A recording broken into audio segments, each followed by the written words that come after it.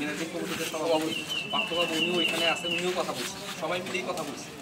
তো ওনারা পজিটিভলি দেখবেন, কথা দিচ্ছেন, আশা করি এডমিটের সমস্যার সমাধান হয়ে যাবে। হ্যাঁ, কিন্তু বিষয়টা হচ্ছে যে আমরা এখন যে নামটা পাঠাবো এইগুলাই কিন্তু হবে। এখন দেখা গেল যে পরবর্তী সময় আরও 5 জন এসে বললো যে আমাদের নামও আছে, তখন কিন্তু হ্যান্ডেল করতে পারবো না, কারণ সময় নাই। তোমাদের পরিচিত যদি কেউ থাকে বাবা, তাহলে এখনই তালিকাটা দাও, যাতে তালিকা পাঠানোর পরে আর বললো না যে আমাদের আরো 5 জন আছে, তাহলে তখন কিন্তু সেটা আর আসবে না। আমার কথা বুঝতে পারছো?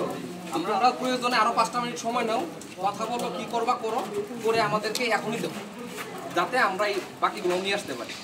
ঠিক আছে, 5টা মিনিট সময় দিলাম বাবা। মানে 22 জনের তালিকা কিন্তু আমরা পাইছি। তোমাদের মধ্যে যারা টাকা দেয়নি, অনেকজন টাকা দেয়নি, টাকাগুলো অবশ্যই। যারা আরেকটা কথা, যারা টাকা দেয় নাই কিন্তু বলতেছে, পদের দায়িত্ব বাবা নিও না। যারা টাকা দিছো, কারণ যারা টাকা দিছো তারা কিন্তু পরীক্ষা দিবা এই নিয়তেই টাকাটা দিছো। আর যারা টাকা দেয় নাই তাদের আসলে পরীক্ষা দেওয়ার কোনো নিয়ত নাই, এই জন্যই টাকাটা দেয় না। তো ওই লোকগুলারে তোমরা দয়া করে নিয়ে আইসো না, তাহলে জটিলতাটা বাড়বে। কারণ এই শেষ মুহূর্তের কাজ তাদেরকে রিকোয়েস্ট করে করাইতে হচ্ছে। তো এখন এমন কাউরে তোমরা আসতে দিও না যারা আসলে এখানে আসার কথা ছিল না। বুঝতে পারছো? ঠিক আছে বাবা, তোমরা একটু হেল্প করো।